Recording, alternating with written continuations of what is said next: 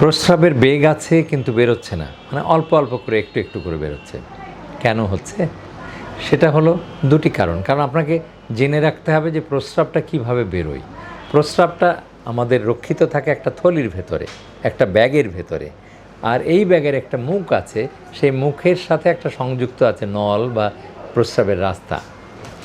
এখন এই প্রস্রাবের রাস্তা, মানে যে পথ দিয়ে প্রস্রাব বেরোবে, সেই রাস্তায় যদি প্রতিবন্ধকতা হয়, কোথাও সরু হয়ে গেছে, বন্ধ হয়ে গেছে, অথবা পাথর দিয়ে আটকে গেছে, অথবা বয়সকালে প্রস্টেট বড় হয়ে প্রস্রাবের রাস্তাটা প্রতিবন্ধকতা তৈরি করেছে, তার মানে প্রস্রাবের রাস্তা, যে পথ দিয়ে প্রস্রাবটা গড়িয়ে গড়িয়ে যাবে স্রোতের ধারা, সেই স্রোতের ধারা বা নদীপথ বা খাল যদি ভরাট হয়ে যায়, তাহলে স্রোতের ধারা যেমন গড়িয়ে গড়িয়ে যাবে, ধীরে ধীরে যাবে, তেমনি প্রস্রাবের রাস্তার চতুর্পাশে প্রস্টেট আছে, সে প্রস্টেটটা যদি বড় হয়ে যায়, তাহলে ওই ভেতরের খাল বা প্রস্রাবের রাস্তা বা প্রস্রাবের যে সুড়ঙ্গ, সেই পথটা চাপ খেয়ে বন্ধ হয়ে যাচ্ছে বা আধা আধি বন্ধ হচ্ছে।